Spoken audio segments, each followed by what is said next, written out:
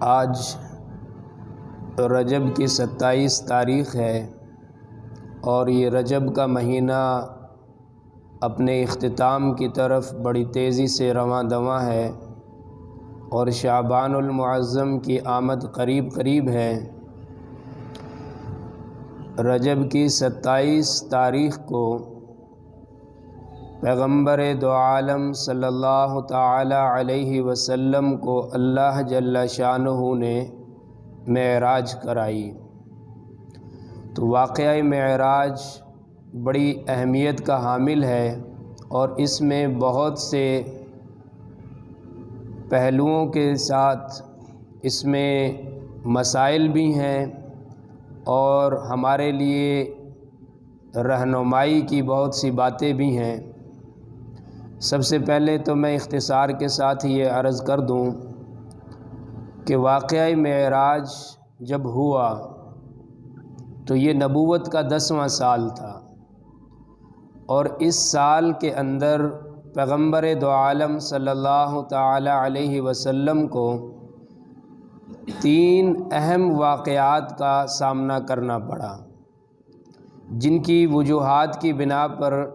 سرکار دو عالم صلی اللہ تعالی علیہ وسلم نے اس سال کا نام رکھا عام الحزن، غموں کا سال۔ سب سے پہلا واقعہ تو آپ کی زوجہ محترمہ اور امہات المؤمنین حضرت خدیجۃ الکبریٰ رضی اللہ تعالی عنہا کا وصال ہوا۔ تو آپ کو ان کی جدائی پہ بہت صدمہ بھی تھا۔ پھر حضرت خدیجۃ الکبریٰ رضی اللہ تعالی عنہا کے وصال کے کچھ ہی عرصے کے بعد آپ کے انتہائی شفیق چچا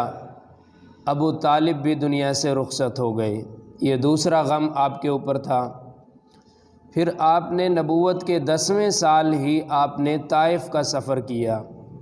اور طائف کے سفر میں آپ کے ساتھ طائف والوں نے جو برا سلوک کیا اور جو آپ کو پتھر مارے اور لہو لہان کیا، وہ واقعہ بھی اسی سال کا ہے۔ اور حضرت عائشہ رضی اللہ تعالی عنہا نے پیغمبر دو عالم صلی اللہ تعالی علیہ وسلم سے پوچھا کہ سرکار آپ کی زندگی کا سب سے مشکل ترین لمحہ کون سا تھا؟ تو آپ نے فرمایا کہ عائشہ وہ جو طائف کا سفر میں نے کیا وہ میری زندگی کا سب سے مشکل ترین لمحہ تھا۔ تو بہرکیف یہ 3 واقعات یکے بعد دیگرے پیش آئے۔ آپ کی زوجہ محترمہ کا دنیا سے رخصت ہونا، آپ کے چچا کا دنیا سے رخصت ہونا اور طائف کے سفر میں جو آپ کو پریشانی لاحق ہوئی وہ بھی اسی سال کا واقعہ ہے۔ تو جب 3 واقعات یکے بعد دیگرے آپ کے ساتھ ہوئے تو یقیناً انسان جو ہے وہ پریشانی کا شکار ہوتا ہے۔ تو تب اللہ تعالیٰ نے یہ فیصلہ کیا کہ میں اپنے نبی کے اس غم کے بوجھ کو ہلکا کروں، تو اللہ تعالیٰ نے اپنے حبیب کو معراج کرائی۔ واقعہ معراج سے متعلق سب سے پہلے یہ بات ذہن نشین رکھنا ضروری ہے کہ واقعہ معراج کا تعلق پیغمبر دو عالم صلی اللہ تعالی علیہ وسلم کے معجزات میں سے ہے اور واقعہ معراج بھی آپ صلی اللہ تعالی علیہ وسلم کا ایک معجزہ ہے۔ اور اس زمانے میں بھی لوگ پیغمبر کے معجزات کا انکار کرتے تھے۔ آج بھی کچھ لوگ ایسے ہیں جو پیغمبر کے خاص طور پہ اس واقعہ معراج والے معجزے کا انکار کرتے ہیں۔ تو اگر کوئی آدمی اس واقعہ معراج کی تفصیل کو قرآن سے پڑھے تو وہ بآسانی سمجھ سکتا ہے کہ یہ واقعہ معراج کا ہونا نہ تو یہ عقلاً ممکن محال ہے اور نہ ہی یہ کوئی ایسی چیز ہے جو انسان کی سمجھ میں نہ آنے والی ہو۔ تو پارہ نمبر 15 کی پہلی آیت ہے سورہ بنی اسرائیل کی، جس میں اللہ تعالیٰ نے واقعہ معراج کو بیان کیا، اور پارہ نمبر 27 سورۃ النجم کے اندر بھی اللہ تعالیٰ نے سورہ واقعہ کو اختصار کے ساتھ اس کے کچھ پہلوؤں کو بیان کیا۔ تو اللہ تعالیٰ واقعہ معراج کے حوالے سے یہ فرماتے ہیں کہ سبحان الذی اسریٰ بعبدہ، کہ پاک ہے وہ ذات جو لے گئی اپنے بندے کو رات کے کچھ حصے میں۔ اب یہ جو دو لفظ اس آیت کے جو ابتدائی 2-3 لفظ ہیں، ان 2-3 الفاظ کے اوپر ہی واقعہ معراج کا دار و مدار ہے۔ اگر کوئی آدمی ان 2-3 الفاظ کو پہ غور کر لے تو وہ واقعہ معراج کا منکر نہیں ہو سکتا۔ سب سے پہلا لفظ جو اللہ نے یہاں پہ استعمال کیا، سبحان۔ سبحان عربی کا ایک لفظ ہے جس کا عام طور پہ ہم ترجمہ کرتے ہیں کہ پاک ہے تیری ذات، جبکہ شیخ الہند حضرت مولانا محمود الحسن رحمہ اللہ تعالی نے اس کا ترجمہ بڑے خوبصورت انداز میں کیا کہ پاک ہونا یہ تو اللہ کے علاوہ بھی بہت سے لوگوں کی خاصیت ہے۔ نبی پاک ہوتے ہیں، فرشتے بھی پاک ہوتے ہیں، اور اللہ کے نیک بندوں میں سے بہت سے ایسے اللہ کے نیک بندے ہیں جو گناہوں سے بھی ظاہری اور باطنی طور پہ پاک ہوتے ہیں۔ تو اللہ نے اپنے لیے لفظ چنا سبحان، تو پھر باقی لوگوں میں اور اللہ میں اس لفظ کے اعتبار سے بظاہر کوئی فرق نظر نہیں آتا۔ تو سبحان کا ایک ترجمہ ہے، میں ترجمہ کرنے سے پہلے ایک مثال دے دیتا ہوں کہ دیکھو ابھی ہم لوگ نماز جمعہ پڑھنے کے لیے آئے ہیں، تو نماز جمعہ پڑھنے سے پہلے جب ہم مسجد سے باہر تھے تو کوئی آدمی اپنے آپ کو سردار کہلواتا تھا، کوئی چودھری کہلواتا تھا، کوئی اپنے آپ کو علاقے کا بڑا وڈیرا کہلواتا تھا، جس کا جو شعبہ تھا۔ اس کے ڈیرے پہ کوئی آدمی آتا تو اس کی اپنی ایک اکڑ ہوتی تھی، بات سننے کی، مسائل کو حل کرنے کا اس کا ایک اپنا انداز ہوتا تھا۔ لیکن جب وہی آدمی جو باہر چودھری بھی ہے، وڈیرا بھی ہے، سردار بھی ہے، ایم پی اے بھی ہے، ایم این اے بھی ہے، کونسلر بھی ہے، گورنر بھی ہے، وزیر اعظم بھی ہے، وزیر اعلیٰ بھی ہے، صدر بھی ہے، اس کے پاس دنیاوی جو بھی اقتدار اور عہدہ تھا، جب وہ مسجد میں آتا ہے اور تکبیر تحریمہ کہتا ہے، اور تکبیر تحریمہ کہنے کے بعد اللہ اکبر کہنے کے بعد وہ ہاتھ باندھ کے پہلا لفظ کیا پڑھتا ہے؟ وہ کہتا ہے سبحانک اللہم۔ اس کا مطلب یہ ہے کہ یا اللہ جب تک میں تیرے دربار میں نہیں آیا تھا، میں وزیر اعظم بھی تھا، وزیر اعلیٰ بھی تھا، صدر بھی تھا، چودھری بھی تھا، وڈیرا بھی تھا، لیکن اب تیرے دربار میں آیا ہوں، اب میری ساری طاقت ختم، اب تیری طاقت شروع ہو گئی۔ تو سبحان کا ترجمہ یہ بتاتا ہے کہ سبحان وہاں پہ بولا جاتا ہے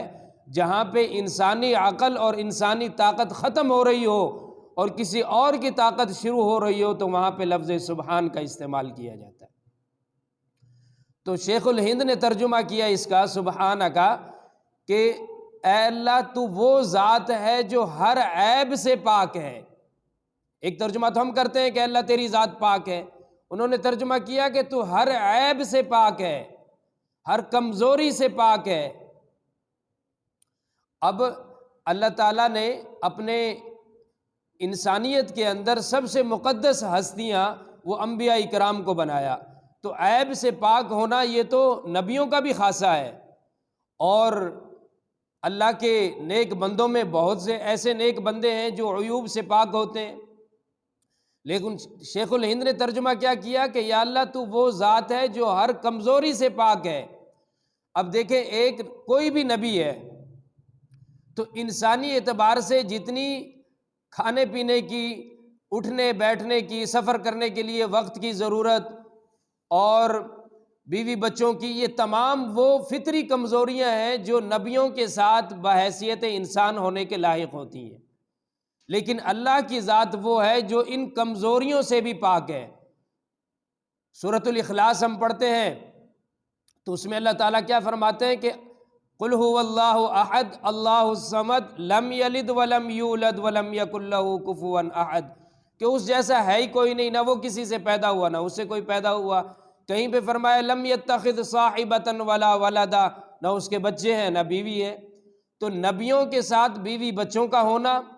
پیٹ بھرنے کے لیے کھانے کا ہونا اور سفر کرنے کے لیے وقت کا درکار ہونا، یہ وہ فطری کمزوریاں ہیں جو ہر نبی کے ساتھ بھی لاحق ہیں۔ لیکن اللہ وہ ذات ہے جو ان کمزوریوں سے پاک ہے۔ عیوب سے پاک ہونا یہ تو نبیوں کا بھی خاصہ ہے، لیکن کمزوریوں سے پاک ہونا یہ نبیوں کا خاصہ نہیں ہے، یہ صرف اور صرف اللہ وحدہ لا شریک کا خاصہ ہے کہ وہ ہر قسم کی کمزوری سے پاک ہے۔ پارہ نمبر 3 سورہ بقرہ کے اندر اللہ تعالیٰ نے پارہ نمبر 3 کے پہلے رکوع کے اندر ہی آیت الکرسی جہاں سے اسٹارٹ ہوتی ہے،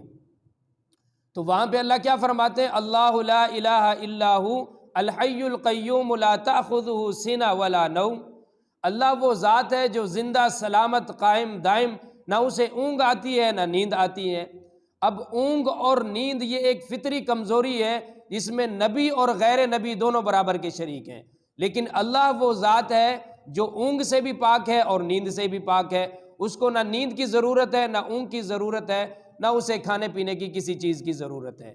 تو سبحان کا ترجمہ شیخ الہند نے کیا کہ اللہ وہ ذات ہے جو ہر قسم کی کمزوری سے پاک ہے۔ اچھا، اب اس سے اگلا جو جملہ ہے وہ جملہ واقعہ معراج کے ان تمام مسائل کو حل کرتا ہے کہ جو لوگ یہ نظریہ اور عقیدہ رکھتے ہیں کہ واقعہ معراج کا تعلق یا تو کسی خواب سے ہے، یا وہ یہ سمجھتے ہیں کہ واقعہ معراج ایک ایسا واقعہ ہے جس کو کم از کم عقل کا تسلیم کرنا یہ ناممکنات میں سے ہے۔ تو اللہ تعالیٰ فرماتے ہیں الذی اسری بعبدہ، ہر قسم کی کمزوری سے پاک وہ ذات جو لے گئی اپنے بندے کو۔ اب واقعہ معراج پہ اعتراض جو لوگ کرتے ہیں، اگر اللہ کے نبی یہ فرماتے کہ میں گیا راتوں رات مسجد حرام سے مسجد اقصیٰ، ساتوں آسمان جنت جہنم اور اللہ سے ملاقات کی، تب بھی اعتراض سمجھ میں آتا تھا کہ نبی کا دعویٰ ہے کہ میں گیا۔ تو قرآن تو اس کا بالکل الٹ بیان کر رہا ہے کہ قرآن کہتا ہے کہ نبی کا دعویٰ نہیں ہے کہ نبی یہ کہہ رہا ہے کہ میں گیا، بلکہ اللہ خود فرما رہا ہے کہ الذی اسری بعبدی، ہر قسم کی کمزوریوں سے جو ذات پاک ہے وہ اپنے بندے کو لے گئی۔ جب اللہ لے کے گیا تو پھر واقعہ معراج پہ اعتراض ہی ختم ہو گیا۔ اب اللہ کا لے جانا، اس کو بھی بعض لوگ سمجھتے ہیں کہ یہ کیسے ہو گیا رات کے کچھ حصے میں۔ تو دیکھو جو رب ماں کے پیٹ کے اندر، وہ کہتے ہیں قرآن میں اللہ تعالیٰ فرماتے ہیں سورہ زمر کے اندر یخلقکم فی بطون امہاتکم خلقا من بعد خلق فی ظلمات ثلاث، جو ماں کے پیٹ کے 3 اندھیروں میں انسان کی تخلیق کر سکتا ہے، اس کے لیے واقعہ معراج کرانا کون سا مشکل ہے۔ تو بہرکیف آپ صلی اللہ تعالیٰ علیہ وسلم کو اللہ نے معراج کرائی۔ اب واقعہ معراج کا جو تفصیلی واقعہ ہے وہ تو وقت بڑا مختصر ہے، جو چند اہم نکات ہیں اس میں وہ آپ کی خدمت میں عرض کرتا ہوں کہ آپ صلی اللہ تعالیٰ علیہ وسلم آرام فرما رہے ہیں اور جبریل امین فرشتوں کی ایک جماعت کو ساتھ لے کر حاضر خدمت ہوتے ہیں، اور پیغمبر دو عالم صلی اللہ تعالیٰ علیہ وسلم نے فرمایا کہ جبریل امین کے دائیں طرف بھی 70,000 فرشتے، بائیں طرف بھی 70,000 فرشتے، اور آگے اور پیچھے بھی 70,000 فرشتوں کی جماعت موجود ہے، اور ان کے ہاتھ میں سونے کی پلیٹیں ہیں جس میں وہ جنت سے کچھ چیزیں لے کے آئے ہیں۔ اب جبریل امین سرکار کے حجرہ مبارک کے اندر داخل ہوتے ہیں اور پیغمبر دو عالم صلی اللہ تعالیٰ علیہ وسلم آرام فرما رہے ہیں۔ اب آپ صلی اللہ تعالیٰ علیہ وسلم کو نیند سے بیدار کرنا ہے جبریل امین نے۔ توجہ رکھنا، یہ واقعہ معراج جو ہے یہ فقط ایک واقعہ نہیں ہے، بہت سے اس میں اہم مسائل بھی ہیں اور زندگی گزارنے کے لیے بہت سی اہم باتیں بھی ہیں۔ اگر ہم توجہ رکھیں گے تو بہت سی باتیں ہمیں اس واقعے کے اندر ملیں گی۔ پہلی بات، اب جبریل امین نے سرکار دو عالم صلی اللہ تعالیٰ علیہ وسلم کو نیند سے بیدار کرنا ہے، تو جبریل امین سوچ رہے ہیں کہ ابھی اس پیغمبر دو عالم صلی اللہ تعالیٰ علیہ وسلم کو ہاتھ سے پکڑ کے اٹھاؤں، آواز دے کے اٹھاؤں، یا جسم کے کسی دیگر حصے کو حرکت دوں کہ آپ نیند سے بیدار ہو جائیں۔ تو اللہ تعالیٰ نے جبریل امین کو یہ حکم دیا کہ دیکھو اگر آپ نے میرے محبوب کو نیند سے بیدار کرنا ہے تو ادباً بھی یہ ضروری ہے،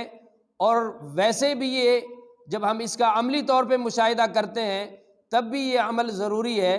کہ آدمی نے اگر کسی کو نیند سے اٹھانا ہو تو اسی طریقے سے اٹھائے۔ تو اللہ نے حکم دیا کہ جبریل اپنے نورانی پروں کو میرے محبوب کے نورانی تلووں پہ ملو، جب آپ اپنے نورانی پلوں کو پیغمبر کے قدموں پہ لگاؤ گے تو آپ کی آنکھ کھل جائے گی۔ اب جبریل امین نے اپنے نورانی پروں کو پیغمبر دو عالم صلی اللہ تعالی علیہ وسلم کے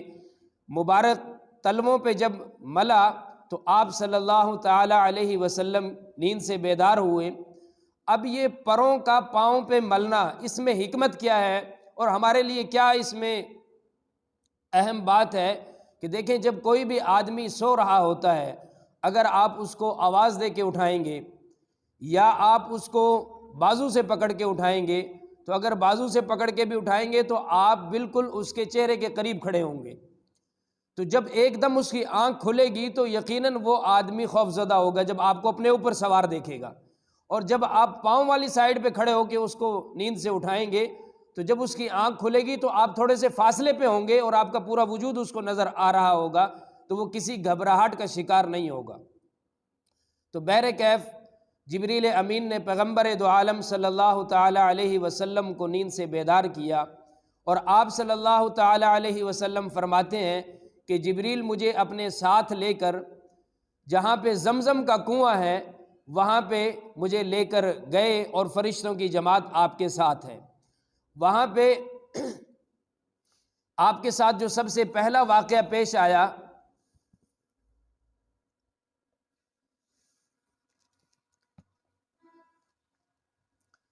وہ یہ تھا کہ آپ صلی اللہ تعالی علیہ وسلم نے فرمایا کہ جب مجھے زمزم کے کنویں پہ لے کے گئے تو مجھے لٹا دیا گیا، اور لٹانے کے بعد میرا جو سینہ مبارک ہے اس کو ناف تک اس کو چاک کیا گیا، اور اس کے اندر سے دل مبارک نکالا گیا، اور اس دل کو زمزم کے پانی سے دھویا گیا،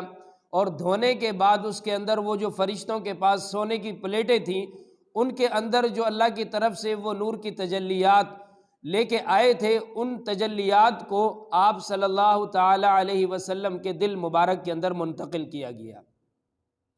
اور پھر اس کو دوبارہ سینہ مبارک کو اسی طرح برابر کر دیا گیا۔ اور آپ صلی اللہ تعالی علیہ وسلم فرماتے ہیں کہ یہ سب کچھ میری آنکھوں کے سامنے ہو رہا تھا، اور میں اپنی آنکھوں سے یہ سارا منظر دیکھ رہا تھا کہ سینے کا چاک کرنا، دل کا باہر نکالنا، اس کو زمزم کے پانی میں دھونا، اور پھر اس کے اندر اللہ کی طرف سے نور کی تجلیات کا منتقل کرنا، یہ سب میری آنکھوں کے سامنے تھا۔ اب یہاں پہ میں ایک اہم بات عرض کرنے لگا ہوں کہ علامہ انور شاہ کشمیری رحمۃ اللہ علیہ فرمایا کرتے تھے کہ اللہ قیامت اس وقت تک قائم نہیں کرے گا جب تک اللہ اپنے حبیب کے ہر معجزے کو تحقیقات اور سائنس کی دنیا میں عملی طور پہ اس کو واضح نہ کر دے۔ اس سے کچھ عرصہ قبل، آج سے کچھ عرصہ قبل ہم لوگ یہ سمجھتے تھے کہ جب کسی کا آپریٹ ہوتا تھا اس کو بے ہوش کیا جاتا تھا۔ تھوڑا سا اور ترقی آئی، اب ہم دیکھتے ہیں کہ جس کا کوئی آپریشن کیا جاتا ہے وہ بے ہوش بھی نہیں ہوتا، سب کچھ وہ دیکھ بھی رہا ہوتا ہے، اس کا آپریشن بھی کیا جا رہا ہوتا ہے۔ اس زمانے میں لوگ جب آپ نے یہ واقعہ سنایا تو لوگوں نے یہ اعتراض کیا کہ یہ کیسے ممکن ہے کہ دل کا باہر نکالنا اور اس کے بعد انسان کا زندہ رہنا، یہ ممکن نہیں ہے۔ اور یہاں پہ میں ایک علمی بات بھی عرض کر دوں کہ زندہ رہنے کے لیے دل کا موجود ہونا ضروری نہیں ہے۔ انسان کی زندگی کی بقا دل کے ساتھ نہیں ہے، روح کے ساتھ ہے۔ جب انسان کی روح نکل جاتی ہے تو دل موجود ہوتا ہے یا نہیں ہوتا؟ لیکن روح نکل گئی، دل صحیح سالم ہے، لیکن انسان مردوں میں شمار ہو جاتا ہے۔ تو زندگی کے لیے دل، زندہ رہنے کے لیے دل سے اس کا کوئی تعلق نہیں ہے، وہ زندگی اور موت کا تعلق روح کے ساتھ ہے۔ تو بہرکیف آج اللہ تعالیٰ نے سائنس کی دنیا میں بھی یہ ظاہر کر دیا کہ یہ تمام معاملات ہماری آنکھوں کے سامنے ہو رہے ہیں، دل کے آپریشن، وال ڈالے جا رہے ہیں اور پورا سسٹم چینج کیا جا رہا ہے۔ تو یہ جیسے آج ہمیں کوئی مشکل نظر نہیں آتا، اپنی آنکھوں کے سامنے دیکھتے ہیں، تو جو آج انسان کی بنائی ہوئی مشینری اتنا کام کر سکتی ہے تو اللہ کے بھیجے ہوئے جو ڈاکٹر جو فرشتے تھے کیا ان کے لیے کیا مشکل تھا؟ تو بہرکیف آپ کے ساتھ یہ والا معاملہ ہوا۔ اس کے بعد جبریل امین جنت سے ایک سواری لے کے آئے جس کو براق کہا جاتا ہے، اور پیغمبر دو عالم صلی اللہ تعالی علیہ وسلم نے اس براق کے حوالے سے فرمایا کہ یہ ایک ایسی سواری تھی جو خچر سے ہائٹ میں چھوٹی تھی اور گدھے سے ہائٹ میں تھوڑی سی بڑی تھی، اور اس کی خاصیت یہ تھی کہ اس کی رفتار، براق عربی میں بجلی کی چمک کو کہتے ہیں، اور قرآن میں بھی لفظ برق کا استعمال ہوا۔ اس کی خاصیت یہ تھی کہ جہاں تک اس کی نظر پہنچتی تھی وہاں تک اس کا قدم جاتا تھا۔ یہ چلنے والی سواری نہیں تھی، اڑنے والی سواری تھی، تو بہت تیز رفتار یہ سواری تھی۔ اس سواری کو جب لایا گیا، ان تمام معاملات سے فارغ ہونے کے بعد، سواری کو تو جبریل ساتھ ہی لے کے آئے تھے، لیکن جب آپ کا سینہ مبارک چاک کرنے سے فارغ ہوئے تو اب سواری کو پیش کیا گیا۔ آپ صلی اللہ تعالی علیہ وسلم اس براق پہ جب سوار ہوئے تو سوار ہونے کے وقت 2-3 واقعات یہاں پہ پیش آئے۔ پہلا واقعہ کہ جب آپ براق پہ سوار ہوئے تو وہ براق جو تھا وہ خوشی میں اچھلنے لگا، تو جبریل امین نے اس براق سے کہا کیا تجھے یہ معلوم نہیں ہے کہ تیرے اوپر کون سوار ہے؟ تو یہ اچھل کود کیوں کر رہا ہے؟ تو اس براق نے کیا کہا؟ وہ براق کہنے لگا کہ ابھی اللہ تعالیٰ نے اس کائنات کو نہیں بنایا تھا اور صرف اوپر کا نظام تھا، تو اللہ تعالیٰ نے جنت کے اندر جتنے براق تھے ان تمام براق سے یہ خطاب فرمایا تھا کہ ایک وقت آئے گا جب میں اس جہان کو بناؤں گا اور اس میں اپنے برگزیدہ اور مقدس ہستیوں کو نبوت اور رسالت سے سرفراز فرما کر ان کو ان کے مقررہ وقت پہ دنیا میں مبعوث کروں گا۔ پھر ان سب کے بعد ایک میرے محبوب آئیں گے جن کے سر پہ ختم نبوت کا تاج رکھوں گا، اور پھر ایک وقت آئے گا کہ میں اپنے اس محبوب کو جنت کی سیر کروانے کے لیے اپنے پاس بلواؤں گا، لیکن ان کو لانے کے لیے جس کو بطور سواری منتخب کروں گا وہ تم براقوں کے اندر سے ایک براق ہوگا۔ تو وہ براق کہنے لگا، جب یہ بات اللہ تعالیٰ نے فرمائی تو سارے براق اس خوشی میں خوش ہونے لگے اس بات کو سن کر کہ ہم اس محبوب کو کے لیے سواری بنیں گے اور اس کو ان کو جنت میں لے کے آئیں گے۔ تو یہ براق کہنے لگا کہ جب میرے کان میں یہ آواز پڑی تو میں یہ بات سن کے رونے لگا کہ اتنے سارے براق ہیں، معلوم نہیں کہ میرا نمبر آتا بھی ہے کہ نہیں آتا۔ تو جب وہ وقت آیا، اللہ تعالیٰ کو میرا وہ رونا اس وقت کا اتنا پسند آیا کہ اللہ تعالیٰ نے میرا انتخاب فرمایا اور مجھے اپنے حبیب کے لیے بطور سواری کے منتخب کیا۔ آج میں اچھل اس بات پہ رہا ہوں کہ میرے نصیب جاگ گئے اور میری خوش قسمتی ہے کہ میں اللہ کے محبوب کو لینے کے لیے آیا ہوں۔ تو جب اب آپ سوار ہوئے اور آپ براق تو خوش ہو رہا ہے اور پیغمبر دو عالم صلی اللہ تعالی علیہ وسلم کی آنکھوں کے اندر آنسو آ گئے۔ توجہ رکھنا۔ تو جبریل امین نے پوچھا کہ سرکار آج تو اللہ سے ملاقات کا وقت ہے، آپ کیوں غم زدہ ہو رہے ہیں؟ آپ نے فرمایا جبریل میں اس بات پہ نہیں رو رہا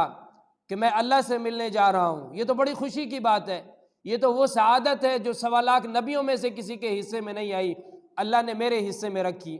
میں رو اس بات پہ رہا ہوں کہ آج میں تو اللہ کا محبوب ہوں اور اللہ نے میرے لیے اتنا انتظام فرمایا کہ جنت سے سواری بھیجی، فرشتے آئے اور مجھے ابھی جنت پہ لے جایا جائے گا، میں اللہ سے ملاقات کروں گا، ساری چیزوں کو دیکھوں گا، لیکن پیچھے جو میری امت ہے ان کے لیے تو یہ پروٹوکول نہیں ہوگا۔ تو مجھے ڈر ہے اس بات کا کہ کل قیامت کے دن جب میری امت جنت کی طرف جائے گی تو جنت اور جہنم کے درمیان ایک پل ہے جسے پل صراط کہا جاتا ہے، میرے لیے تو آج بھی سواری ہے، کل بھی میرے لیے سواریاں ہوں گی، تو مجھے ڈر اپنی امت کا ہے کہ وہ اس پل کو کیسے پار کریں گے اور جنت تک کیسے پہنچیں گے۔ تو اس پہ اللہ تعالیٰ نے پیغام بھیجا اور جبریل نے یہ پیغام سنایا کہ محبوب اللہ تعالیٰ یہ فرماتے ہیں کہ آپ غم نہ کریں، آپ کی امت کے لیے بھی ہم نے یہ انتظام فرما دیا۔ توجہ رکھنا کہ آپ کی امت کے جو لوگ قربانی کے دنوں میں جو جانور ذبح کرتے ہیں، ان جانوروں کو ہم کل قیامت کے دن اس پلسرات کے اوپر سواریاں بنا کے ان کے سامنے پیش کریں گے اور یہ ان سواریوں پہ سوار ہو کے پلسرات کو پار کریں گے۔ ہمارے نبی نے ہمارا بھی مسئلہ حل کروا دیا۔ اس کے بعد آپ براق پہ سوار ہوئے، اب آپ کی پرواز ہونی ہے، اب آپ نے وہاں سے سفر شروع کرنا ہے۔ تو جب وہ براق اڑنے کے لیے تیار ہوا تو زمین نے اس براق کے قدم پکڑ لیے، وہ کوشش کرتا ہے اڑنے کی، زمین اس کے قدم نہیں چھوڑ رہی۔ تو جبریل نے زمین سے کہا کہ تجھے کیا ہوا، اس براق کو کیوں نہیں اڑنے دے رہی؟ تو زمین بولنے لگی کہ اے اللہ کے نبی، آج آپ آسمانوں کی سیر پہ جا رہے ہیں، اللہ سے ملاقات کریں گے، جنت جہنم کو دیکھیں گے، تو جب آپ واپس آ کے اپنی امت کو یہ سارا واقعہ سنائیں گے تو یہ آسمان میرے اوپر فخر کرے گا کہ دیکھو اللہ تعالیٰ نے اپنے حبیب کو جب سیر کروانی تھی تو میرا انتخاب کیا۔ اے اللہ کے حبیب، میں یہ چاہتی ہوں کہ آپ اپنے اس سفر کا کچھ حصہ میرے اوپر بھی کریں تاکہ وہ فضیلت جو آسمان کو حاصل ہونے والی ہے وہ فضیلت مجھے بھی حاصل ہو جائے۔ اس لیے قرآن نے کیا کہا کہ سبحان الذی اسریٰ بعبدی لیلا من المسجد الحرام الی المسجد الاقصی، کہ اللہ اپنے حبیب کو مسجد حرام سے مسجد اقصی تک لے کے گئے۔ تو مسجد اقصی جانا وہ دو وجوہات کی بنا پر تھا، ایک وجہ میں نے بتا دی تاکہ زمین کو بھی فضیلت حاصل ہو جائے۔ تو اللہ تعالیٰ نے فرمایا ٹھیک ہے، ہم اپنے حبیب کا جو سفر ہے اس کا کچھ حصہ زمین پہ بھی کروا دیتے ہیں۔ تو آپ کی پہلی پرواز اب جو زمینی ہو رہی ہے اس کا جو مین سٹاپ تھا وہ مسجد حرام سے مسجد اقصی تھا۔ لیکن جب آپ مسجد حرام سے آپ نے سفر شروع کیا تو درمیان میں جو چھوٹے چھوٹے آپ کے سٹاپ تھے ان میں سب سے پہلا آپ کا سٹاپ تھا مدینۃ المنورہ۔ مدینۃ المنورہ پہ جب آپ پہنچے، کھجوروں کے باغات تھے۔ جبریل نے عرض کیا کہ سرکار یہ وہ جگہ ہے جہاں پہ عنقریب آپ ہجرت کر کے تشریف لائیں گے اور یہیں آپ کا آخری مسکن ہوگا، تو لہٰذا آپ یہاں اتریے اور 2 رکعت نماز پڑھیے۔ تو آپ نے 2 رکعت نماز مدینۃ المنورہ میں پڑھی۔ وہاں سے اگلی پرواز آپ کی کوہ طور تھی، جو موسیٰ علیہ السلام جہاں پہ اللہ سے ہم کلام ہوا کرتے تھے۔ کوہ طور پہ جبریل نے کہا سرکار یہ وہ جگہ ہے جہاں پہ اللہ کے کلیم حضرت موسیٰ علیہ السلام اللہ سے ہم کلام ہوا کرتے تھے، آپ یہاں پہ بھی اتریں اور 2 رکعت نماز ادا کیجئے۔ وہاں سے اگلی پرواز آپ کی مدین کی تھی، جو حضرت شعیب علیہ السلام کا علاقہ تھا، اور شعیب علیہ السلام اللہ کے انتہائی برگزیدہ پیغمبروں میں سے ایک پیغمبر تھے۔ آپ جبریل امین نے عرض کیا کہ سرکار یہ مدین کا علاقہ ہے، یہاں پہ بھی آپ نماز ادا فرمائیے۔ وہاں سے آگے آپ کا جو چوتھا سٹاپ تھا وہ بیت اللحم، جہاں پہ سیدنا حضرت عیسیٰ علیہ السلام کی جو ولادت کی جگہ تھی، فرمایا جبریل امین نے کہ یہ وہ جگہ ہے جہاں پہ حضرت عیسیٰ علیہ السلام پیدا ہوئے، اور آپ یہاں پہ اتریے اور نماز ادا کیجئے۔ اب سوال یہ ہے کہ یہ جو چاروں مقامات ہیں، ان چاروں مقامات پر جبریل نے اترنے کا حکم کیوں دیا، سرکار نے نماز ادا کیوں فرمائی؟ پہلی بات کہ آپ مدینہ میں، چونکہ یہ واقعہ معراج نبوت کے 10ویں سال کا ہے اور آپ کی مکی زندگی ٹوٹل 13 سال کی ہے، اور 13ویں سال میں آپ نے مکہ کو الوداع کہا اور ہجرت فرما کے آپ مدینہ تشریف لے گئے۔ تو جبریل امین نے یہ ظاہر کیا کہ سرکار یہ وہ جگہ ہے جہاں پہ 2-3 سال کے بعد عنقریب آپ مستقل یہیں پہ قیام پذیر ہونے والے ہیں، تو آپ یہاں پہ نماز ادا فرمائیے تاکہ آپ کی خیر و برکات اس علاقے پہ پہنچ جائیں۔ پھر کوہ طور پہ چونکہ موسیٰ علیہ السلام واحد نبی تھے جو اللہ سے ہم کلام ہوتے تھے، اور طور پہاڑ کو یہ فوقیت اور فضیلت حاصل تھی کہ وہ یہ کہہ سکتا تھا کہ میرے اوپر وہ نبی جلوہ گر ہوتے تھے جو اللہ سے ہم کلام ہوا کرتے تھے۔ اللہ نے اپنے محبوب کو وہاں پہنچایا کہ طور پہاڑ کی ایک تو فضیلت صرف اسی بیس پہ نہ رہے کہ اس پہ کلیم اللہ سے ہم کلام ہوتے تھے، بلکہ اس کی فضیلت کو مزید بڑھا دیا اپنے محبوب کو پہنچا کر۔ اسی طریقے سے مدین میں، اور اسی طریقے سے پھر بیت اللحم جہاں پہ حضرت عیسیٰ علیہ السلام کی ولادت ہوئی، اور ان کی ولادت چونکہ ساری کائنات سے مختلف تھی، وہ بغیر باپ کے پیدا ہوئے، اللہ کے امر کن سے وجود میں آئے، اور قرآن نے انہیں کلمۃ اللہ و روح اللہ کہا کہ وہ اللہ کے کلمہ اور اس کی روح ہیں۔ تو اس زمین کے خطے کو بھی یہ فوقیت تھی کہ میرے اوپر اللہ نے اس نبی کو جنم دیا، اس نبی کو پیدا کیا جس کے سر پہ باپ کا سایہ کوئی نہیں تھا، جس کو بغیر باپ کے پیدا کیا،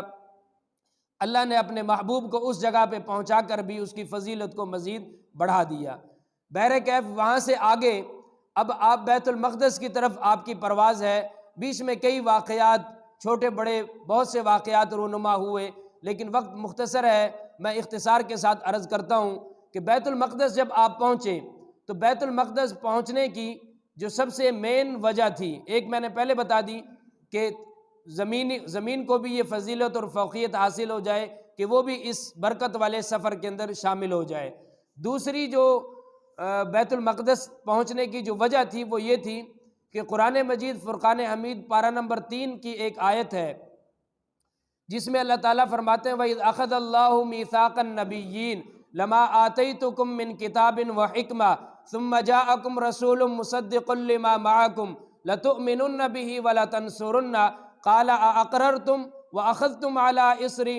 قَالُوا أَقْرَرْنَا قَالَ فَاشْهَدُوا وَأَنَا مَعَكُم مِّنَ الشَّاهِدِينَ۔ اس آیت کی تفسیر میں علماء فرماتے ہیں کہ اللہ تعالیٰ نے عالم ارواح میں، توجہ رکھنا، عالم ارواح میں اللہ نے فرشتوں سے یہ عہد لیا کہ میں تم سب کو تمہارے مقررہ وقت پہ نبی اور رسول بناؤں گا اور تمہیں کتاب اور رسالت اور صحیفے عطا فرماؤں گا، تم میرے ساتھ ایک وعدہ کرو۔ تو نبیوں نے پوچھا کہ اللہ وہ کیا وعدہ ہے؟ تو اللہ تعالیٰ تمام انبیاء کی روحوں سے مخاطب ہیں اور فرمایا کہ جب تم اپنا زمانہ پورا کر جاؤ گے تو جب تم اپنے زمانے میں نبی بن کے جاؤ گے تو تمہارے ذمے 2 کام ہیں۔ پہلا کام یہ ہے کہ لَتُؤْمِنُنَّ بِهِ وَلَتَنصُرُنَّهُ، کہ تم نے اس نبی کے اوپر ایمان بھی لانا ہے جب تمہارا زمانہ ختم ہوگا۔ ثُمَّ جَاءَكُمْ رَسُولٌ مُّصَدِّقٌ لِّمَا مَعَكُمْ، پھر تم سب کے بعد میرا ایک محبوب آئے گا جو تم سب کی نبوت اور رسالت کی تصدیق کرے گا۔ تمہارے ذمے 2 کام ہیں، لَتُؤْمِنُنَّ بِهِ، کہ تم سب نے اس میرے محبوب کے اوپر ایمان بھی لانا ہے، وَلَتَنصُرُنَّهُ، اور اس کے دین کی مدد بھی کرنی ہے۔ اب توجہ رکھنا کہ تمام 1.25 لاکھ نبیوں کا زمانہ ہمارے نبی سے قبل کا زمانہ ہے۔ ایمان لانے کے لیے 2 چیزوں کا ہونا ضروری ہے، یا تو جس کے اوپر ہم ایمان لا رہے ہیں وہ موجود ہو، اگر وہ موجود نہ ہو تو دوسری چیز یہ ہے کہ اس کا زمانہ ایمان لانے والے سے قبل کا زمانہ ہونا چاہیے۔ ابھی کوئی آدمی بعد میں آئے، مثال کے طور پہ کہ جیسے بنی اسرائیل اگر وہ یہ کہتے کہ ہم محمد الرسول اللہ صلی اللہ علیہ وسلم پر ایمان لاتے ہیں اور موسیٰ علیہ السلام پر ایمان نہ لاتے، تو ابھی اللہ کے نبی تو موسیٰ علیہ السلام کے بہت بعد میں آنے والے ہیں، ان کا ایمان قابل قبول نہیں تھا، اس لیے کہ ان کا زمانہ بنی اسرائیل کے زمانے سے بعد کا ہے۔ ہم پہلے تمام نبیوں پہ ایمان لا سکتے ہیں جن کا زمانہ ہم نے نہیں پایا، ہم بھی ایمان لاتے ہیں 1.25 لاکھ نبیوں پر۔ تو ان تمام نبیوں نے اپنا زمانہ پورا کیا، ہمارے نبی کا زمانہ ان سب کے بعد میں ہے، تو ایمان کیسے لائیں گے؟ نہ تو وہ موجود، نہ نبی کا زمانہ ماقبل کا ہے، تو ایمان لانے کے لیے تو 2 ہی باتیں ضروری ہیں جو میں نے عرض کر دی، یا تو ایمان لانے والا وہ جس پر ایمان لا رہا ہے وہ موجود ہو یا اس کا زمانہ ماقبل کا ہو، یہاں پہ دونوں ہی باتیں نہیں ہیں۔ تو اس بات کو پورا کرنے کے لیے اللہ تعالیٰ نے بیت المقدس کا سفر کروایا۔ دوسری وعدہ ان سے لیا وَلَتَنصُرُنَّ بِهِ، کہ تم نے اپنے دین کی، میرے محبوب کے دین کی مدد بھی کرنی ہے۔ یہ کام تو ہر نبی نے کیا۔ آپ اٹھائیے قرآن مجید کے اندر پارہ نمبر 28 سورہ صف کے اندر عیسیٰ ابن مریم کا قول ہے، وہ اپنی قوم سے کہتے ہیں وَإِذْ قَالَ عِيسَى ابْنُ مَرْيَمَ يَا بَنِي إِسْرَائِيلَ إِنِّي رَسُولُ اللَّهِ، اے بنی اسرائیل میں تمہاری طرف اللہ کا بھیجا ہوا ایک رسول ہوں، مُصَدِّقًا لِمَا بَيْنَ يَدَيَّ مِنَ التَّوْرَاةِ، میں تورات کی بھی تصدیق کرتا ہوں، وَمُبَشِّرًا بِرَسُولٍ يَأْتِي مِن بَعْدِهِ اسْمُهُ أَحْمَدُ، اور ایک ایسے رسول کی بھی تصدیق کرتا ہوں اور خوشخبری دیتا ہوں تمہیں جس کا نام احمد ہوگا۔ یہ تو دین کی مدد ہر نبی کرتا آیا، ہر نبی نے اپنی قوم سے کہا میرے بعد فلاں نبی آئیں گے، ان کا نام یہ ہوگا، ان کی نشانیاں یہ ہوں گی، ان کے اوپر اللہ ختم نبوت کا تاج رکھے گا، اگر وہ میرے جانے کے بعد ان کا زمانہ پاؤ تو میرا دین چھوڑ دینا، ان کے دین کے اوپر ایمان لے آنا، اس نبی کے اوپر ایمان لے آنا، اس کے دین کی پیروی کرنا۔ یہ مدد تو ہر نبی نے کی، لیکن سوال یہ ہے کہ ایمان وہ نبی کب لائے؟ تو اللہ تعالیٰ نے یہ جو وعدہ عالم ارواح میں لیا تھا کہ تم نے میرے محبوب کے اوپر ایمان بھی لانا ہے، اس وعدے کو پورا کروانے کے لیے اللہ تعالیٰ نے بیت المقدس کا سفر کروایا۔ جب آپ بیت المقدس پہنچے، اللہ تعالیٰ نے تمام انبیاء اکرام کو بیت المقدس کے اندر جمع فرمایا۔ اب توجہ رکھنا، سرکار جب بیت المقدس کے اندر گئے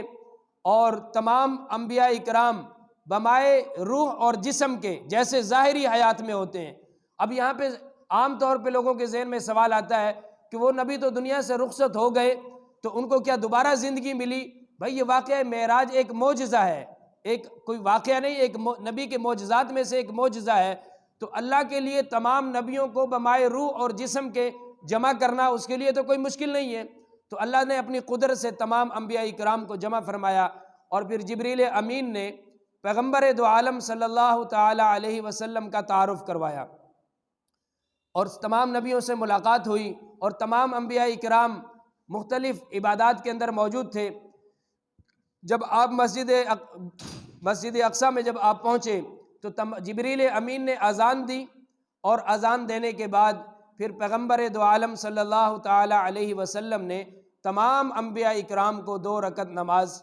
پڑھائی اور آپ نے امامت فرمائی۔ اب یہاں پہ بعض ہمارے خطباء اور علماء اور بعض وہ مقررین جو جوش خطابت میں جب مگن ہوتے ہیں تو ایک جملہ بول جاتے ہیں کہ جب سرکار تشریف لائے تو آدم علیہ السلام چونکہ تمام انبیاء کے تمام نوع انسانی کے وہ سردار تھے اور سب سے پہلے نبی ہیں، وہ یہ جملہ بولتے ہیں کہ آدم علیہ السلام یہ سوچ رہے تھے کہ آج امامت کرنے کا موقع مجھے ملے گا، فلاں نبی یہ سوچ رہے تھے کہ امامت کا موقع مجھے ملے گا، فلاں نبی یہ سوچ رہے تھے۔ نہیں میرے عزیزو، وہ تمام انبیاء اکرام امامت کرنے کے لیے نہیں آئے تھے، وہ اس وعدے کو پورا کرنے کے لیے آئے تھے، اور اللہ نے انہیں جمع کیا تھا جو عالم ارواح میں ان سے کیا گیا تھا، اور ان کو جب اللہ نے ان کی کتابیں عطا فرمائیں اس واقعے کی یاد دہانی ان کی کتابوں میں بارہا کروائی گئی کہ ایک نبی کا ابھی زمانہ باقی ہے، اور ان کے ساتھ جو تم نے وعدہ کیا تھا وہ ایک وعدہ بھی ابھی باقی ہے، وہ پورا میں کرواؤں گا جب ان کا وقت آئے گا۔ تو بہرکیف آپ نے امامت فرمائی۔ امامت فرمانے کے بعد اب آپ بیت المقدس سے اب آپ کی پرواز ہے آسمانوں کی۔ تو پہلے آسمان پہ جب آپ پہنچے، 7 آسمان ہے، 7 آسمانوں پر اللہ تعالیٰ نے اپنے حبیب کو 8 نبیوں سے ملوایا۔ توجہ رکھنا، پہلے آسمان پہ جب آپ پہنچتے ہیں تو جبریل امین دروازے پہ دستک دیتے ہیں، اور اندر سے فرشتہ پوچھتا ہے کہ کون؟ تو جبریل امین اب کیا جواب دیتے ہیں؟ دیکھو یہاں پہ ایک مسئلہ بھی عرض کر دوں کہ جب کوئی بھی آدمی کسی کے دروازے پہ جائے تو سب سے پہلا کام ہے کہ دروازہ کھٹکھٹائے، اور جب اندر سے وہ پوچھے کہ کون ہے تو اب جبریل کا جواب سنو، پھر اس میں ایک حدیث سناتا ہوں۔ فرشتے نے پوچھا من کون ہے؟ تو جبریل نے کہا انا جبریل و معی محمد الرسول اللہ صلی اللہ علیہ وسلم۔ جبریل نے کہا کہ میں جبریل امین ہوں اور میرے ساتھ اللہ کے نبی ہیں۔ تو اب میں اگر کسی اپنے دوست کو اپنے ساتھ لے کے جاتا ہوں کسی دوست کے گھر، اور وہ دوست مجھے جانتا ہے، میرے دوست کو نہیں جانتا جو میرے ساتھ ہے، اور میں دروازے پہ دستک دیتا ہوں اور وہ پوچھتا ہے کون، تو میں بولتا ہوں کہ میں فلاں ہوں، وہ تو یہ سمجھا کہ شاید فلاں آدمی ہے، اس کو یہ نہیں بتایا کہ میرے ساتھ ایک اور بھی ہے، اور وہ بے خوف و خطر دروازہ کھول دیتا ہے۔ ممکن ہے کہ وہ جس دوست کو میں ساتھ لے کے گیا ہوں اس کو وہ اپنے گھر کے اندر نہ لے جانا چاہتا ہو، یا وہ ہو سکتا ہے کوئی ایسی چیز گھر کے اندر ہو کہ میرا تو چلو آنا جانا ہے، مجھ سے تو وہ چیز نہیں چھپانا چاہتا، لیکن تیسرے آدمی کے سامنے اس چیز کو ظاہر نہیں کرنا چاہتا۔ اس لیے اگر کسی دوست کو بھی ساتھ لے کے جائیں تو جس کے ہاں جا رہے ہیں اس کو بتا دیں کہ ہم فلاں ہیں۔ تو جبریل نے کہا، جب پوچھا کہ کون، تو جبریل نے اپنا نام لیا، اور پیغمبر دو عالم صلی اللہ تعالی علیہ وسلم کے دروازے پہ ایک صحابی نے دستک دی، تو آپ نے پوچھا من کون؟ اس نے کہا انا، جو ہمارا کلچر ہے، انا کا مطلب میں۔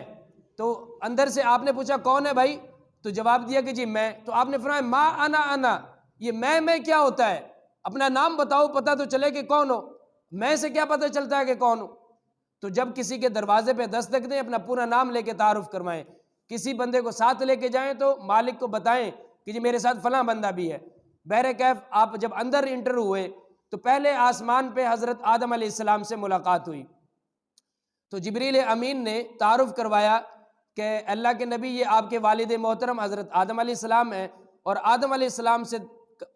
کہا کہ یہ آپ کے بیٹے اللہ کے نبی حضرت محمد الرسول اللہ صلی اللہ علیہ وسلم ہیں۔ اب قابل غور بات یہ ہے کہ یہ جو ملاقات یہاں پہ ہو رہی ہے، یہی ملاقات بیت المقدس میں بھی ہوئی تھی یا نہیں ہوئی تھی؟ جب تمام انبیاء کو امامت کروائی تھی تو تعارف تو نیچے بھی ہو گیا تھا، تو یہاں پہ دوبارہ ملاقات کروانے کی کیا ضرورت تھی؟ تو میں ایک آسان سی مثال دے کے بات کو سمجھا دیتا ہوں کہ دیکھو ہمارے ہاں آج کل تو خیر یہ سسٹم نہیں ہے، لیکن 5-10 سال پیچھے چلے جائیں تو گاؤں دیہات کے کلچر میں شاید کہیں ابھی بھی ہو، لیکن 5-10 سال پیچھے گاؤں دیہات کے کلچر میں یہ چیز پائی جاتی تھی کہ جب کسی کی شادی ہوتی اور دلہا تیار ہوتا تو تیار ہونے کے بعد وہ جو جیسے آج کل نائی لگا لیں یا مراسی جو بھی وہ ہوتا تھا ان معاملات کو ڈیل کرنے والا، وہ اس دلہے کو جب تیار ہو جاتا تھا تو اس کے جو فیملی کے معزز لوگ ہوتے تھے ان سے ملاقات کرواتا تھا اور ساتھ لے جا کے دلہا سے کہتا تھا کہ یہ آپ کے والد ہیں انہیں سلام کرو، یہ آپ کے چاچا جی ہیں انہیں سلام کرو۔ یہ بڑے بزرگ لوگ جانتے ہوں گے اس رسم کو۔ تو اب مجھے بتائیں کہ وہ جو دلہا اپنے باپ سے سلام کروا رہا ہے اور وہ ساتھ لے جانے والا کہہ رہا ہے یہ آپ کے والد ہیں، یہ آپ کا چچا ہے، تو کیا دلہے کو نہیں پتا کہ یہ میرا والد اور میرا چچا ہے؟ پتہ ہے انہیں کہ یہ میرا والد ہے، میرا چچا ہے، یہ تایا ہے، لیکن یہ تعارف ایک ایسا ہے کہ اس تعارف کی وجہ سے باپ کی خوشی کو میں اضافہ کرنا ہے کہ آج آپ کا بیٹا اس قابل ہوا کہ اس کے سر پہ آج تاج سجایا گیا اور اس کی آج شادی ہو رہی ہے اور وہ دلہا بن کے جا رہا ہے، اور بیٹے کی فضیلت کو مزید بڑھایا کہ آج تو کوئی عام لڑکا نہیں ہے بلکہ آج تیری فضیلت سارے لوگوں سے زیادہ ہے۔ تو تعارف تو نیچے بیت المقدس میں بھی ہوا، یہاں پہ ایک اضافی تعارف تھا کہ جبریل امین نے آدم علیہ السلام سے کہا یہ آپ کے بیٹے ہیں، کہ باپ کو پتہ چل جائے اور باپ کی خوشی میں اضافہ ہو کہ آج میرا بیٹا اتنے بڑے مقام پہ پہنچ گیا کہ آج اللہ سے ملنے جا رہا ہے، اور بیٹے کو بتایا کہ آپ کے والد محترم آدم علیہ السلام ہیں، کہ بیٹے کی فضیلت اور باپ کی خوشی دونوں بڑھ جائیں۔ بہرکیف بات چیت ہوئی، واقعہ لمبا ہے، میں مختصراً اختصار کے ساتھ عرض کر دیتا ہوں۔ بات چیت ہونے کے بعد دوسرے آسمان پر جب پہنچے تو سیم یہی ترتیب تھی، دروازہ کھٹکھٹایا اور سوال جواب کون اور ساری تفصیل کے بعد دوسرے آسمان پہ 2 نبیوں سے ملاقات ہوئی، حضرت عیسیٰ علیہ السلام اور حضرت یحییٰ علیہ السلام، اور بات چیت کے بعد پھر تیسرے آسمان پہ حضرت یوسف علیہ السلام سے، چوتھے آسمان پہ ادریس علیہ السلام، 5ویں آسمان پہ موسیٰ علیہ السلام، ہارون علیہ السلام، اور 6ٹھے آسمان پہ موسیٰ علیہ السلام، اور 7ویں آسمان پہ ابراہیم علیہ السلام۔ 7 آسمانوں پہ 8 نبیوں سے ملاقات ہوئی، اور ملاقات کرنے کے بعد جب آپ کی اوپر کی پرواز ہوتی ہے تو سدرۃ المنتہا پہ جا کے جبریل رک جاتے ہیں۔ سدرۃ المنتہا جو ہے یہ ایک ایسی جگہ ہے کہ زمین سے جتنی بھی مخلوقات اوپر جاتی ہیں، خواہ نوری ہو یا ناری ہو، جتنی بھی مخلوقات ہیں وہ سدرۃ المنتہا سے اوپر نہیں جا سکتی، اور اوپر والی جو عرش والی مخلوق ہے وہ سدرۃ المنتہا سے نیچے نہیں آ سکتی۔ یعنی جو فرشتے جو حاملین عرش ہیں، جو عرش کو اٹھانے والے فرشتے، یہ اللہ کے قرب و جوار میں رہنے والے فرشتے، وہ سدرۃ المنتہا ان کا اوپر سے آخری سٹاپ ہے، اور جبریل اور ان کے تمام ساتھیوں کا آخری سٹاپ نیچے سے اوپر وہ سدرۃ المنتہا ہے۔ سدرۃ المنتہا پہ جبریل کی بریک لگ جاتی ہے اور وہ کہتے ہیں سرکار یہ میرا آخری سٹاپ تھا، میں یہاں سے آگے نہیں جا سکتا۔ بہرکیف وہاں سے آگے پیغمبر دو عالم صلی اللہ علیہ وسلم فرماتے ہیں میرے لیے ایک سواری بھیجی گئی جس کی کیفیت آپ نے واضح نہیں کی، البتہ نام ضرور بتلایا۔ آپ نے فرمایا کہ ایک سواری جس کا نام رف تھا وہ میرے لیے بھیجی گئی، میں اس پہ سوار ہوا۔ سوار ہونے کے بعد نور کے 70,000 پردے طے کرنے کے بعد اب میں اللہ کے قریب پہنچا۔ تو بیچ میں اور بہت سے واقعات ہیں لیکن وقت ختم ہو گیا۔ تو جب آپ اللہ کے قریب پہنچے تو اللہ تعالیٰ نے اپنے محبوب سے پوچھا، جیسے کوئی بچھڑے ہوئے دوست جب کبھی ملتے ہیں یا ہم اپنی رشتہ داریوں میں کہیں جاتے ہیں تو کوئی ہدیہ ہدایے، کوئی پھل فروٹ اپنی ہمت کے مطابق کچھ نہ کچھ چیزیں لے کے جاتے ہیں۔ تو اللہ تعالیٰ نے اپنے محبوب سے پوچھا کہ محبوب دنیا سے آئے ہو، میرے لیے کیا ہدیہ کیا تحفہ لے کے آئے؟ تو اب پیغمبر دو عالم صلی اللہ تعالیٰ علیہ وسلم نے اللہ کو ایک ایسا گفٹ، ایک ایسا تحفہ اور ہدیہ دیا جو اللہ تعالیٰ کے پاس موجود نہیں تھا۔ اب اس جملے پہ غور کرنا جو میں نے جملہ بولا ہے کہ جو اللہ تعالیٰ کے پاس موجود نہیں تھا، ایسا تحفہ۔ اور اس کسی بھی آدمی کو اگر کسی نے کوئی ہدیہ یا گفٹ دینا ہو تو ہمیشہ ایسی چیز دینی چاہیے جو اس کی ضرورت کی چیز ہو۔ مثال کے طور پہ ایک آدمی زمیندار ہے اور اس کی تھریشر چل رہی ہے، گندم نکل رہی ہے، اور مان لو کہ میں اسے ملنے جا رہا ہوں اور میں اس کے لیے 1 من گندم یہاں سے رکھ کے لے جاتا ہوں کہ آپ کے لیے ہدیہ ہے، اور بھائی اس کے پاس تو پہلے ڈھیر لگا ہوا ہے، اس کو ہدیہ دو چاول کا، اس کے پاس گندم ہے، چاول نہیں ہے، اس کو چاول آپ 1 توڑے کی بجائے آپ 20 کلو بھی لے جاتے ہیں نا، وہ خوش دلی سے قبول کرتا۔ ہم 1 من گندم لے گئے اور اس کے پاس گندم کا پہلے ہی ڈھیر لگا، وہ کہے گا میرے پاس تو پہلے کمرے بھرے ہوئے ہیں گندم کا، میں نے کیا کرنا ہے۔ اسی طریقے سے کسی کا مالٹوں کا باغ ہے، بازار سے آپ جا رہے ملنے، 1 درجن مالٹے لے گئے، وہ کہے گا بھائی میرے تو پہلے درخت بھرے ہوئے ہیں۔ تو ایسا گفٹ دو جس کی اس کو ضرورت ہو۔ تو اللہ کے حبیب نے اللہ کو کیا گفٹ دیا کہ جو اللہ کے پاس موجود نہیں تھا۔ اب اللہ تو اللہ ہے، سارا جہان ہی اس کا ہے، وہ کون سی چیز ہے جو اللہ کے پاس موجود نہیں ہے؟ تو کیا تحفہ دیا اللہ کے نبی نے؟ جب اللہ نے پوچھا ہاں جی بتائیے کچھ لائے ہو، تو اللہ کے نبی نے فرمایا التحیات للہ والصلوات والطیبات۔ 3 تحفے اللہ کے نبی نے پیش کیے کہ یا اللہ ہر قسم کی قولی، فعلی اور مالی، یہ تینوں عبادات آپ کے لیے ہیں۔ اب اللہ وہ ذات ہے جو عبادت نہیں کرتا کسی کی، جو کسی کے سامنے جھکتا نہیں ہے، جو کسی کی تعریف ویسے نہیں کرتا جیسے ہم کرتے ہیں اللہ کی۔ ہم تو ضرورت سمجھ کے کرتے ہیں نا، اللہ اپنے محبوب کی تعریف محبت میں کرتا ہے، ضرورت سمجھ کے نہیں کرتا۔ ہم اپنے نبی کی تعریف ضرورت اور محبت دونوں سمجھ کے کرتے ہیں، ہم اس کی بندگی کرتے ہیں۔ نبی بندگی کرنے والا، اللہ وہ ہے جس کی بندگی کی جائے، تو نبی نے اللہ کو وہ تحفہ دیا جو اللہ کے پاس موجود۔ نبی رکوع کرتا ہے، اللہ رکوع، نبی سجدہ کرتا ہے، اللہ سجدہ، نبی اللہ کو اللہ مانتا ہے، اللہ کسی کو اپنا معبود نہیں مانتا۔ تو ایسا تحفہ دیا۔ اب اللہ تعالیٰ نے کو جب یہ تحفہ دیا گیا، اللہ تعالیٰ نے خوش ہو کے اپنے حبیب کو بھی 3 ہی تحفے دیے۔ اللہ تعالیٰ نے فرمایا السلام علیکہ ایھا النبی ورحمۃ اللہ وبرکاتہ۔ توجہ رکھنا کہ اے میرے محبوب آپ کے اوپر آپ کے رب کی سلامتی ہو، ایک تحفہ، اس کی رحمت ہو، دوسرا تحفہ، وبرکاتہ اس کی برکتیں ہوں۔ تو اب نبی، ہمارے نبی جو تھے اور 1.25 لاکھ نبیوں میں بنیادی فرق یہ ہے کہ ہمارے نبی جتنا اپنے لیے پسند فرماتے تھے اس سے زیادہ اپنی امت کے لیے پسند فرماتے تھے۔ اس موقع پہ تو کام بن گیا تھا نا کہ اللہ نے اپنے حبیب کو کہا میری رحمتیں، برکتیں اور سلامتیاں آپ کے اوپر ہو۔ تو اللہ کے نبی نے فرمایا، عرض کی یا اللہ یہ جو آپ نے مجھے 3 تحفے دیے ہیں، ان تحفوں کو صرف میری ذات تک محدود نہ رکھ بلکہ ان کو میری امت تک بھی پہنچا دے۔ اور پھر آگے ہم کیا پڑھتے ہیں تحیات میں؟ السلام علینا وعلی عباد اللہ الصالحین، کہ یہ سلامتی اور رحمتیں اللہ کے تمام صالحین بندوں کے اوپر بھی ہوں۔ اللہ کے محبوب نے اپنی تمام امت کو اس تحفے کے اندر شامل کر لیا جو اللہ نے اپنے محبوب کو دیا۔ بحر کیف، وہاں سے آپ نے جنت کا وزٹ کیا، جہنم کا وزٹ کیا۔ اب جنت 7 آسمانوں پہ ہے، کسی سے پوچھو جنت کہاں پہ؟ آسمان۔ جہنم کا ہے، جہنم 7 زمینوں کے نیچے ہے۔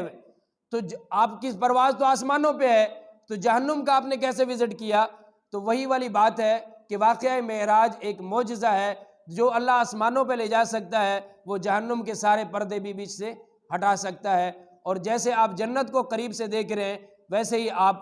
کے لیے اللہ نے جہنم کو بھی قریب کر دیا اور آپ نے جہنم کو بھی دیکھا۔ اللہ سے ملاقات ہوئی، ساری باتیں ہونے کے بعد اب آپ واپس آنے لگے۔ بات ختم کرتا ہوں میں، یہ آخری بات ہے۔ اب آپ واپس آنے لگے تو اللہ نے اپنے محبوب کو تحفہ ایک دیا نماز کا، اور پورے اسلام کے جتنے بھی احکام ہیں ان میں سے واحد ایک حکم ہے نماز۔ جس نماز کو جب دینے کی باری آئی تو اللہ نے اپنے محبوب کو معراج کرائی اور آسمانوں پہ بلا کے یہ تحفہ دیا۔ باقی سارے احکام روح زمین پہ اترے ہیں۔ تو جب آپ آنے لگے تو اللہ نے فرمایا محبوب میں نے آپ کی امت پر یہ 50 نمازیں فرض کی ہیں، یہ میری طرف سے تحفہ لے جائیں اور اپنی امت کو دے دیں۔ پیغمبر دو عالم صلی اللہ تعالیٰ علیہ وسلم نے نمازوں کا تحفہ لیا اور سفر شروع کیا، اور 7واں آسمان کراس کرنے کے بعد جب 6ٹھے آسمان پہ پہنچے موسیٰ علیہ الصلاۃ والسلام سے ملاقات ہوئی۔ تو اب یاد رکھنا جب آپ کی پرواز اوپر تھی تو 7 آسمانوں پہ 8 نبیوں سے ملاقات ہوئی، لیکن جب آپ واپسی آ رہے ہیں تو 7 آسمانوں پہ صرف ایک نبی سے ملاقات ہوتی ہے، وہ حضرت موسیٰ علیہ السلام ہے۔ اور حضرت موسیٰ علیہ السلام سے جب ملاقات ہوئی تو موسیٰ علیہ السلام نے پوچھا کہ اللہ تعالیٰ نے آپ کو کیا تحفہ دیا؟ تو اللہ کے نبی نے فرمایا کہ اللہ نے مجھے نماز کا تحفہ دیا، 50 نمازیں۔ موسیٰ علیہ السلام نے عرض کی بنی اسرائیل پر 2 نمازیں تھیں، وہ 2 نہیں پڑھتے تھے، آپ کی امت 50 نمازیں کیسے پڑھے گی؟ تو یہ مہربانی کریں، واپس جائیں اللہ کے حضور اور یہ نمازیں کم کروائیں۔ اب اللہ کے نبی واپس تشریف لائے، وہ 9 چکر آپ نے لگائے اور ہر چکر میں 5 نمازیں کم ہوتی گئیں، تو 45 نمازیں باقی رہیں۔ اب ایک علمی بات عرض کرنے لگا ہوں کہ کیا موسیٰ علیہ السلام کی ہمدردی اس امت کے ساتھ زیادہ تھی یا ہمارے نبی کی ہمدردی اپنی امت کے ساتھ زیادہ تھی؟ جب اللہ نے 50 نمازوں کا تحفہ دیا تو اللہ کے نبی نہیں یہ بات عرض کر سکتے تھے یا اللہ 50 کیسے پڑھیں گے؟ جو سوال موسیٰ علیہ السلام نے کیا، موسیٰ علیہ السلام کا سوال کرنا کہ نمازیں کم کروائیں یہ ہمدردی میں نہیں تھا۔ توجہ رکھنا، موسیٰ علیہ السلام وہ نبی تھے جنہوں نے جب وہ دنیا میں موجود تھے انہوں نے رب سے ایک التجا کی اور کیا کہا؟ یا کہ اے میرے ربی ارنی انظر الیک، اے اللہ میں تیرا دیدار کرنا چاہتا ہوں۔ ہم طور پہاڑ پہ ہم کلام ہوتے تھے تو شوق پیدا ہوا دیکھوں تو صحیح اللہ کو کہ اللہ کی ذات ہے کیسی، تو اللہ نے فرمایا کہ لن ترانی، آپ مجھے دیکھ نہیں سکتے۔ جب وہ بضد ہوئے تو اللہ نے فرمایا ولکن انظر الی الجبل، آپ پہاڑ کی طرف دیکھیے، ان استقر مکانہ فسوف ترانی، اگر پہاڑ اپنی جگہ پہ ٹھہرا رہا تو ہم آپ کو اپنا دیدار کروا دیتے ہیں۔ اب جب موسیٰ علیہ السلام کو حکم ملا کہ پہاڑ پہ توجہ رکھیں اور اللہ تعالیٰ نے پہاڑ پہ کیا کیا؟ فلما تجلی ربہ للجبل جعلہ دکا وخر موسیٰ صاعقا، اللہ نے طور پہاڑ پر اپنی تجلیات میں سے ایک تجلی ڈالی، تو قرآن کہتا ہے کہ جب وہ تجلی طور پہاڑ پہ پڑی تو خر موسیٰ صاعقا، اور وہ پہاڑ جو تھا وہ ریزہ ریزہ ہو کے بکھر گیا اور موسیٰ علیہ السلام نیچے گرے اور بے ہوش ہو گئے، اور 40 دن کے بعد افاقہ ہوا، ہوش آیا۔ تو جب ہوش آیا تو کہنے لگے سبحانک، اے اللہ تیری ذات پاک ہے، میں آپ کا دیدار نہیں کر سکتا۔ وہ جو دل میں خواہش اور تمنا لے کے دنیا سے رخصت ہو گئے تھے، تو 6 آسمان پہ موسیٰ علیہ السلام نے اللہ کے نبی کو روکا اس لیے کہ میں تو اللہ کو نہیں دیکھ سکا، لیکن جو آنکھیں اللہ کو دیکھ کے آ رہی ہیں کم از کم ان آنکھوں کا تو دیدار کر سکتا ہوں۔ یہ وجہ تھی موسیٰ علیہ السلام کا روکنے کی اور بار بار اللہ کے نبی کو اللہ کے پاس واپس بھیجنے کی۔ تو بہرحال آپ واپس جاتے رہے، 5 نمازیں کم ہوتی گئیں۔ اب جب 5 نمازیں رہ گئیں تو موسیٰ علیہ السلام نے پھر کہا کہ یہ 5 نمازیں بھی نہیں پڑھ سکتے، یہ بھی کم کروائیں۔ تو اللہ کے نبی نے یہاں پہ سکوت اختیار فرمایا کہ دیکھو جب بھی میں واپس گیا ہر چکر میں 5 نمازیں کم ہوئیں، اب اگر میں واپس گیا تو جو 5 باقی ہیں یہ 5 بھی چلی جائیں گی، اور میں نے تو اللہ کو دیکھ لیا، جنت جہنم کو دیکھ لیا، میری تو معراج ہو گئی اور میری امت کی معراج وہ نماز ہے، تو اگر میں نے یہ نمازوں کا تحفہ یہیں پہ واپس کروا دیا تو میری امت معراج سے محروم ہو جائے گی۔ اس لیے آپ ایک حدیث بھی ہے اور اکثر مساجد کی دیوار پہ لکھا ہوا آپ پڑھتے بھی ہیں، الصلاۃ معراج المومنین، نماز مومنین کی معراج ہے، اور معراج کا مطلب یہ ہے کہ نماز میں آدمی اللہ سے ہم کلام ہو رہا ہوتا ہے۔ تو اب جب 5 نمازیں رہ گئیں اور آپ نے لے کے ان کو واپس آنا تھا تو اللہ تعالیٰ نے اپنے محبوب سے فرمایا محبوب ایک ہمارا پیغام سنتے جائیے، ہمارا قانون ہے فلن تجد لسنت اللہ تبدیلا ولن تجد لسنت اللہ تحویلا، ہم جو قانون بنا دیتے ہیں اس کو تبدیل نہیں کرتے۔ ہم نے قانون بنایا تھا آپ کی امت کے لیے 50 نمازوں کا، لیکن آپ کی ریکویسٹ پہ ہم نے 5 نمازیں معاف کرتے کرتے 45 معاف کر دیں، 5 باقی رہ گئیں۔ ہماری طرف سے اپنی امت کو یہ خوشخبری دے دینا کہ جو آپ کا ماننے والا 5 نمازوں کو وقت پہ ادا کرے گا ہم اس کو اجر 50 ہی نمازوں کا عطا فرمائیں گے۔ کتنی بڑی فضیلت ہے۔ اب آپ مجھے بتائیں کہ نماز کا تحفہ پیغمبر لے کے آئے اور کوئی یار دوست کسی کو گفٹ دے دے، ساری زندگی اس کو سنبھال کے رکھتے ہیں کہ میرے فلاں دوست نے یہ مجھے تحفہ دیا تھا۔ آج مسلمان اپنے نبی، دینے والا اللہ، لے کے آنے والا محبوب، اللہ کا محبوب، آج ہم مسلمانوں نے اپنے محبوب کی، اپنے نبی کی، اس لائے ہوئے تحفے کی کیا لاج رکھی، کیا قدر کی ہم نے اس کی۔ تو بہرکیف آپ واپس تشریف لائے اور واپس تشریف لانے کے بعد جب صبح ہوئی تو آپ کا معمول تھا کہ آپ فجر کی نماز کے بعد صحابہ کو جمع فرماتے تھے اور ان سے پوچھتے تھے کہ اگر آپ نے کوئی خواب دیکھا ہوتا تھا تو آپ خود بیان فرماتے تھے، اور صحابہ سے فرماتے تھے کسی نے کوئی خواب دیکھا ہو تو وہ خواب بتائے۔ اب جب صبح ہوئی آپ نے اب واقعہ معراج بتانا تھا، تو آپ صلی اللہ علیہ وسلم نے واقعہ معراج جب ان کے سامنے بیان کیا تو اب لوگوں نے اس کا مذاق اڑایا، اور جس کے دل میں جو باتیں تھیں، زبان پہ جو باتیں آ رہی کہ یہ کیسے ممکن ہے، یہ کیسے ہو سکتا ہے ایک ہی رات کے کچھ حصے میں یہ سب کچھ ہوا، یہ تو ہماری سمجھ میں آنے والی بات نہیں ہے۔ تو خیر انہوں نے کہا کہ اگر آپ بیت المقدس گئے ہیں، اختصار کے ساتھ میں عرض کر رہا ہوں، تو آپ ہمیں بیت المقدس کا نقشہ بتلائیے۔ اب آپ مجھے بتائیں کہ آپ یہاں نماز پڑھنے کے لیے آتے اتنے عرصہ دراز سے، آپ سے کوئی باہر کھڑا ہو کے کوئی پوچھے کہ اس مسجد کے دروازے اور ونڈو کتنی ہیں تو شاید آپ بھی نہ بتا سکیں، ٹوٹیاں کتنی لگی ہوئی ہیں شاید نہ بلکہ اپنے گھر کی نہیں بتا سکتے ہم، چونکہ ان چیزوں کی طرف آدمی کی توجہ نہیں ہوتی اتنی۔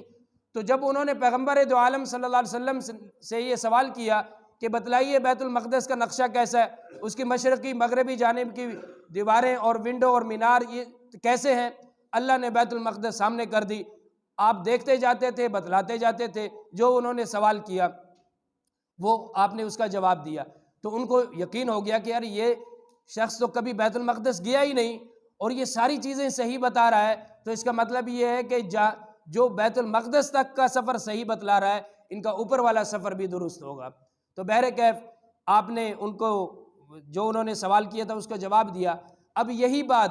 حضرت ابو بکر صدیق رضی اللہ تعالیٰ عنہ کے پاس جاتی ہے، اور لوگ کہتے ہیں کہ بھائی ان کی بڑی پکی یاری ہے، ان سے جا کے پوچھتے ہیں اور جا کے کہتے ہیں صدیق اکبر رضی اللہ تعالیٰ عنہ سے کہ آج آپ کے دوست نے ایک بڑی عجیب بات کہی۔ تو صدیق اکبر رضی اللہ عنہ پوچھتے ہیں کہ بھائی کیا بات کہی؟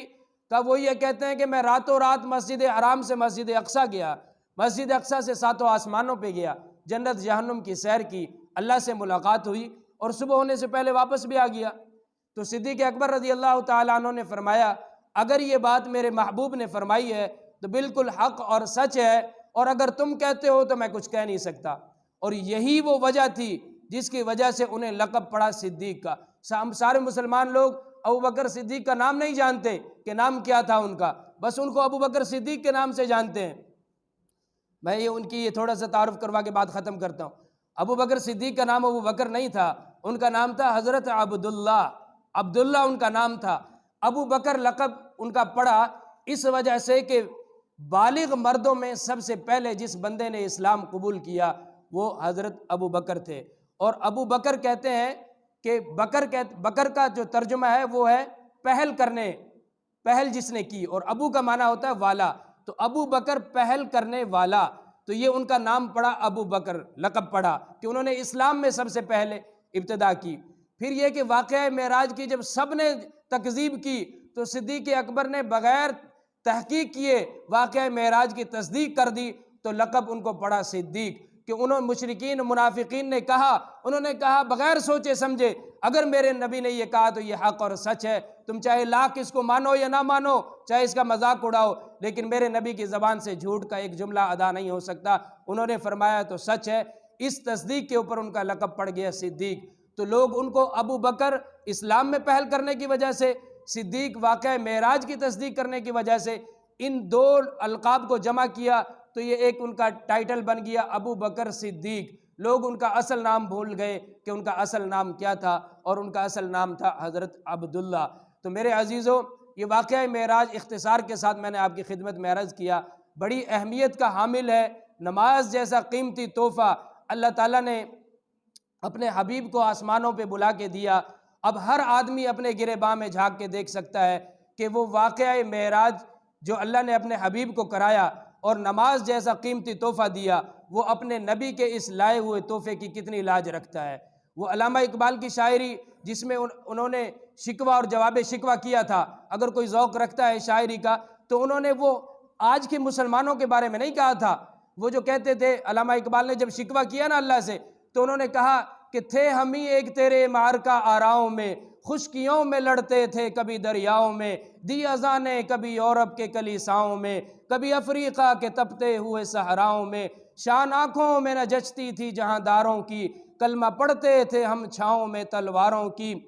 ہم جو جیتے تھے جنگوں کی مصیبت کے لیے اور مرتے تھے تیرے نام کی عظمت کے لیے، تھی نہ کچھ تیغ زنی اپنی حکومت کے لیے، سر بکف پھرتے تھے کیا دہر میں دولت کے لیے، ٹل نہ سکتے تھے اگر جنگ میں اڑ جاتے تھے، پاؤں شیروں کے بھی میدان سے اکھڑ جاتے تھے، ہوا تجھ سے سرکش کوئی تو بگڑ جاتے تھے، تیغ کیا چیز ہے ہم توپ سے لڑ جاتے تھے، نقش توحید کا ہر دل پہ بٹھایا ہم نے، زیر خنجر بھی یہ پیغام سنایا ہم نے، آگے عین لڑائی میں گر وقت نماز، قبلہ روح ہو کے کھڑی ہو گئی قوم حجاز، ایک ہی صف میں کھڑے ہو گئے محمود و ایاز، نہ کوئی رہا بندہ نہ کوئی بندہ نواز۔ یہ